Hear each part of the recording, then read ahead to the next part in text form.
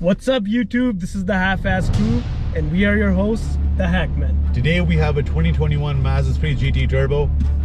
Wanted to give our viewers a different take on the Mazda 3 because there's lots of reviews on the hatchback. But before we do that, it's time to get a fresh new look for this new chapter in my life. If you're looking for a great hairstylist, but a good experience is also important to you, you must visit A Touch of Dye. Diane is located here in the northwest of Calgary. She will take care of you. She's an awesome hairstylist. She's got some amazing music and the conversations are awesome. You must give her a call. You can reach her at 403-978-2742.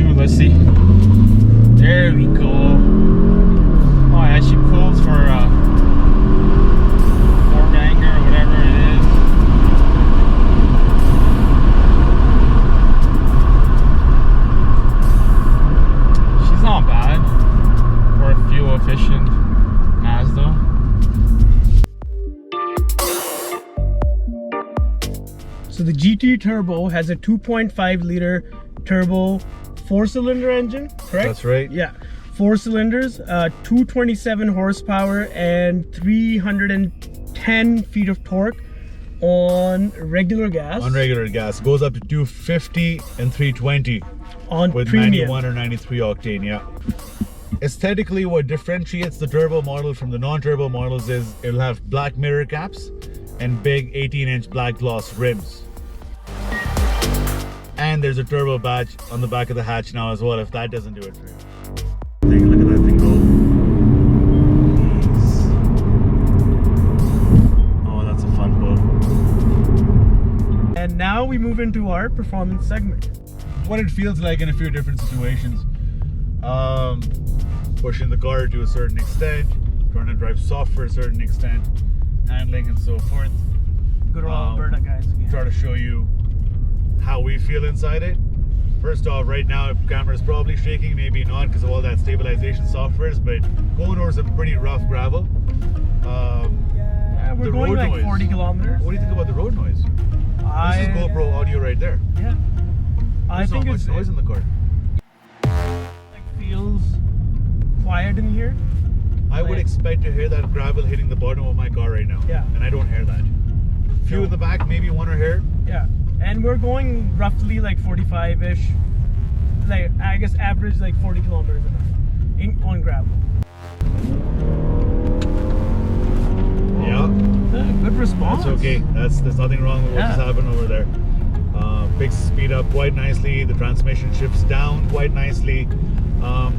However, having spoken about the transmission, I find when I try to control the transmission myself, I find the delays a lot longer than I would like. If I had a stick shift, I'd probably be going through my gear and got it locked in before this thing actually kicks its gear in.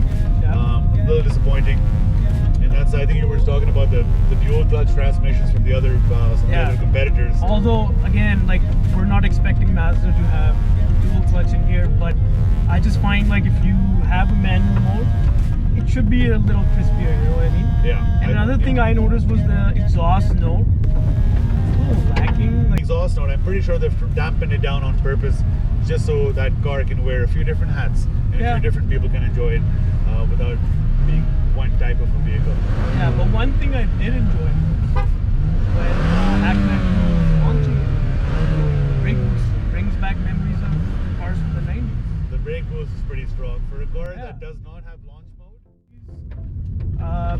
I do think it's a little floaty. What do you think? The back of the car is for sure. Yeah.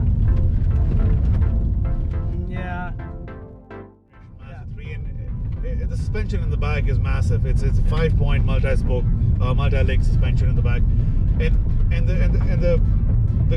the downside of that was the Mazda lost a lot of backroom space.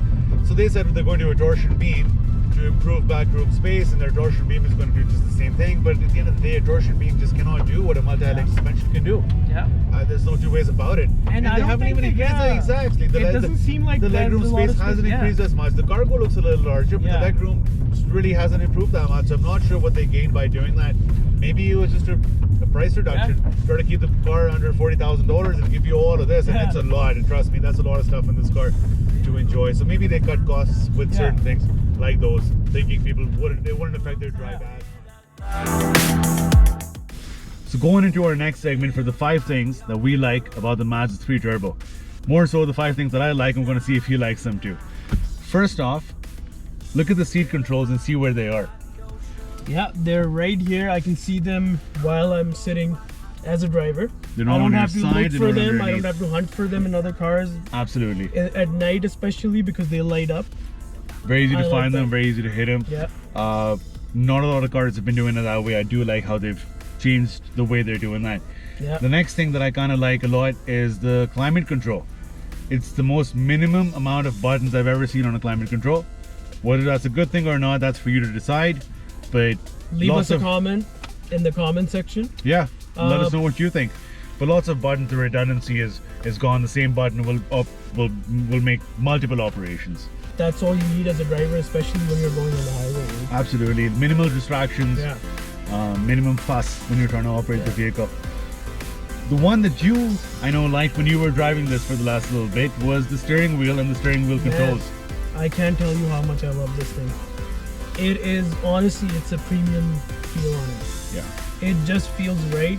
And everything just sits exactly where your thumb Yeah. is supposed to be. In some cars, you're moving your thumb up and down, trying to find different controls. And again, that's just a lot of fuss trying to operate the vehicle. Another thing that I might add on Yep. that is, I love the interior, like quality. Guys, Yeah. like I can't, honestly, I cannot say this enough. It feels like you're sitting in, might I say, Audi Light? Is that the right terminology? I think you're on the right track. Yeah. And if I'm not mistaken, I've heard that Mazda has employed some Audi designers in their design language, and I think it kind of shows when you look at the way the AC is 100%. laid. So another thing that I kind of liked, and you have to drive the car a little bit to find these things, is the angle on the reverse camera. There's a couple settings, and that's only if you have the top package. You can switch between the different views, and it gives you an almost 180 degree angle in the back. It's ridiculous. You could be sitting in your driveway, you can see your neighbor's car right next to you.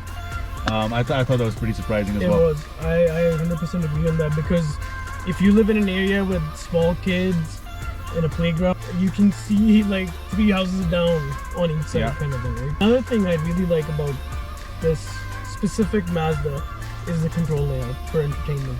I love how it's laid out, so easy to use. And obviously, like the screen, they've changed it. The infotainment system is much faster than the older models, so I really like that.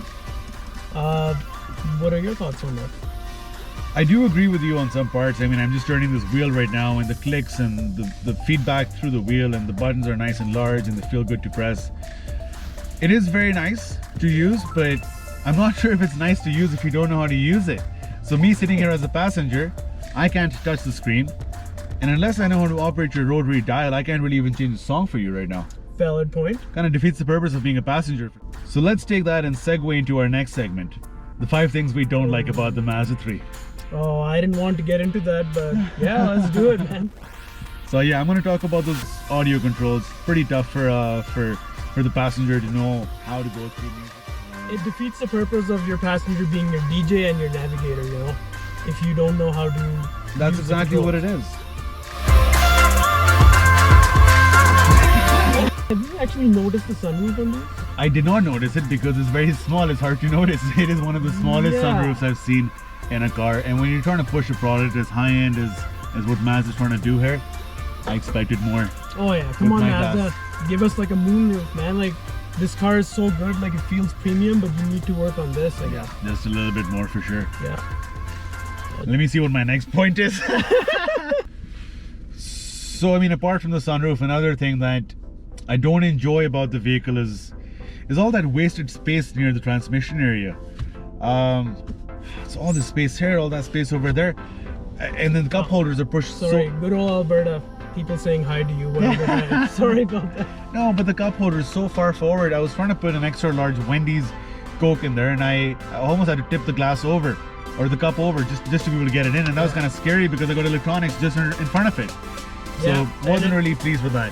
And as a driver, I find, especially like being on the shorter side of the spectrum, when I'm driving a car, I don't want to like reach That in. far forward, for sure. Like I just want it somewhere here, like, you know, like easy to like just take a sip of coffee. And or they should have whatever. been able to do that. Yeah. I mean, just move this over here. Just Yeah. come up with something different and new. Why waste all that space in the car? If you're pushing to be a premium product, the hood. Oh, doesn't have a hydraulic strut? Now let's go one of these guys right there. Oh shit, I forgot about these guys. There you go. It's time for our next segment, the Easter eggs. This one's about 5 things that we think most owners don't know about their Mazda 3s. The wipers work very differently than most others that I've seen. The washer nozzles aren't on the car itself, they're actually on the wiper blade, so the water never splashes on the glass, and it looks really nice how it works. Another one that people may not notice, or they may not realize what it's there for, is that there's no speakers in the front doors. They've taken out the subwoofers from the doors themselves and placed them somewhere underneath the dash. And what that does is there's absolutely no rattle in the front of the car when you turn the bass up on certain songs. Hey, I got another one to add. The climate control. When you actually sit in the car in the morning when it's freezing, it senses the driver and passenger, and according to the temperature outside, Yeah. it turns your heated seats Absolutely, on and your heated steering wheel as a Yeah, driver. you That's control all of that. pretty good. Based Well on the- done, Mazda. Based on the temperature you set Exactly. in the car. Yeah. Yeah. And there's a setting you just have to, I guess, turn on. Just in go there. into the settings, there's one check box saying link the two together, and it just takes care of it for you. It's kind of nice. There's another one. You'll probably see it in some of the footage of the sedan that we took out. There's no cutouts in the back seat when it's folded down, if you know what I'm talking. So there's a pass-through through the trunk, and most cars have a pass-through that has cutouts for the suspension components, and this one's just an absolute rectangle, which just makes the ease of using that so much more. Makes the ease so much more. Is that the right word? I think so. Yeah, okay, we'll go with that. Let us know in the comments. And my final one, lights. They're all LEDs on the back. So you look at the license plate holder, they're LEDs. You look at the reverse lights, and you put it in reverse, and you get nice bright white LEDs on the back as well. Again, these are things that you would never look for when you're shopping the kind of segment we're in, but really puts a smile to your face when you see it after the fact, after you've bought that vehicle and brought it home. Hope you guys enjoyed today's episode. See you guys next Wednesday for another review. Hakman out.